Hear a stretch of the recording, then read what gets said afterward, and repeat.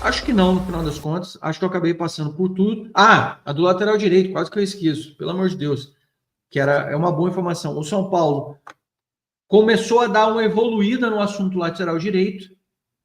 O São Paulo acredita que possa ter novidade nos próximos dias do lateral. E aí é como eu sempre digo para vocês, né?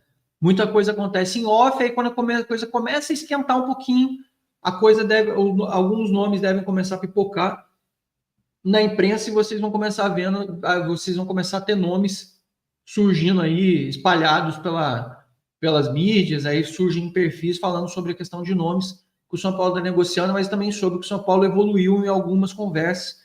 Pode ser que os nomes comecem a vazar nos próximos dias. A negociação ainda está crua. A maioria dos caras hoje vão folgar, porque viajaram de noite, vão chegar de viagem.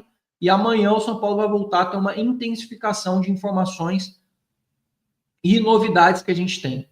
E aí, como finalização de bastidor, queria sempre lembrar vocês sobre esse assunto, sobre a questão do próprio Kaká, que eu comentei aí sobre a questão de estrear, de jogador que inicia carreira, de jogador que estreia no profissional. É engraçado que a gente lembra, o Kaká, muita gente vai lembrar, o Kaká estava machucado, ele tinha sofrido um acidente na base, então ele vinha, o pessoal falou assim, mas ele era reserva do Alisson, como é que o pessoal avalia desse jeito? Na verdade, o Kaká, ele tinha sofrido um acidente, então ele vinha num período de recuperação, ele ainda não estava 100%, ele vinha voltando, e o Kaká era muito magrinho ainda, ele ainda estava buscando a sua afirmação, ele ainda estava buscando uma recuperação física. Parece que teve uma viagem na época em que o São Paulo foi excursionar, que era muito comum naquele período, e o Kaká ficou, ele ainda não estava 100%. Na volta, alguns jogadores estavam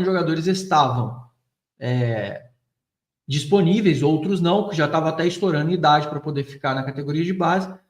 O Kaká foi chamado para fazer um treino, para complementar um treino, e o Vadão adorou o Kaká. Olha para vocês verem como é que a história é. O Vadão adorou o Kaká, falou para o menino ficar no time para compor, porque o São Paulo estava com uma carência de atletas. Nesse jogo contra o Santos, especificamente, que eu falei para vocês, o São Paulo perdia de 2-1 no Morumbi para o Santos.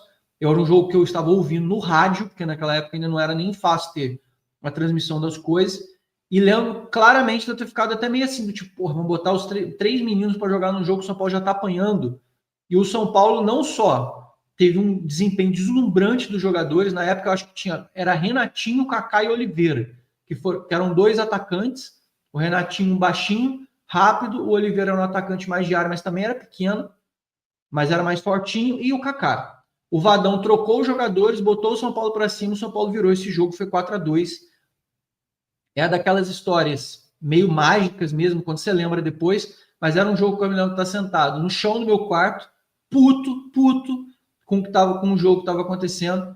O São Paulo virou essa partida, ganhou de 4-2, e aí depois todo mundo foi história. O São Paulo, o Kaká se firmou, o Renatinho e o Oliveira ainda fizeram alguns outros jogos, mas realmente quem se destacou demais, quem começou a voar e começou a se firmar foi o Kaká, e se fez a história de uns grandes jogadores do futebol mundial, depois, com certeza nenhuma, indiscutível. O Kaká, que pena que o Kaká foi expulso pela própria torcida, que esculachava o cara depois de todo o jogo, chamando o cara de pipoqueiro. Conversa com o Luiz Fabiano para você ver como é que era o clima. Rogério Ceni, os caras tacavam pipoca nos jogadores, e muito jogador que era perseguido pela torcida acabava pedindo para ser negociado antes, exatamente porque existia uma perseguição exacerbada do torcedor. Ah, tem alguma coincidência com o dia de hoje? Você lembra de alguns caras que falam que o Nestor é chuta-fofo, que o Nestor é desnutrido, que o Sara não é jogador de futebol, senão o fulano seria astronauta, coisas desse gênero, apelidos jocosos que tripudiam, que depreciam, que mexem com a cabeça de garotos, que acabam detonando os meninos. Eu sei que tem gente que não tá nem aí e fala, ele é jogador de futebol, ele tem que estar pronto para isso. Eu, como torcedor de São Paulo, eu como pessoa, independente de ser filho, irmão ou jogador de futebol, ninguém merece ser esculachado dessa forma. A gente tem todo o direito de cobrar dos jogadores, mas a gente nunca tem direito de transformar os meninos e transformar eles em adjetivos, destruições como essas, lembrando, inclusive, de que a gente perdeu um Kaká precocemente por causa de perseguição desmedida, uma coisa completamente tosca e absurda que acontecia naquela época, e passava a ser um negócio revoltante de jogadores. Imagina se o São Paulo tivesse mantido o Kaká um pouquinho mais, se o São Paulo tivesse conseguido ficar com o jogador um pouco mais tempo no clube, a diferença que não faria.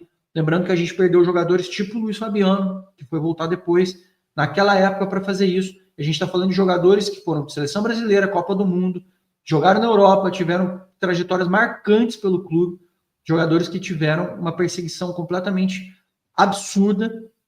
Muita gente falava muita besteira do Júlio Batista, que foi um jogador que depois jogou no Arsenal, jogou no Real Madrid. Nós estamos falando de jogadores que foram extremamente perseguidos, esculhambados aqui, e que depois jogaram nos principais clubes do mundo e que tiveram carreiras interrompidas e encurtadas no São Paulo, exatamente por esse tipo de perseguição. Fica aí meu alerta, a minha lembrança de bastidores do passado para esse tipo de jogador, para jogadores que poderiam e puderam ter uma história diferente e nenhuma distância da realidade de hoje. É como agora você está falando, você está comparando o Kaká com os meninos. Óbvio que não. Eu estou dizendo para vocês que só o Kaká nessas histórias todas, inclusive o Neymar, fizeram grandes coisas em jogos de estreia ou foram tão diferentes em jogos de estreia, ao mesmo tempo que eu já vi jogador fazer estreias incríveis. A gente já viu um Fernandinho que veio para o São Paulo meter 5 gols no jogo de estreia e depois o Fernandinho não rende absolutamente nada no São Paulo. Ele não era nem garoto, mas era uma aposta. A gente já viu coisas incríveis, fantásticas em jogos iniciais e depois a gente viu que a coisa não continuou.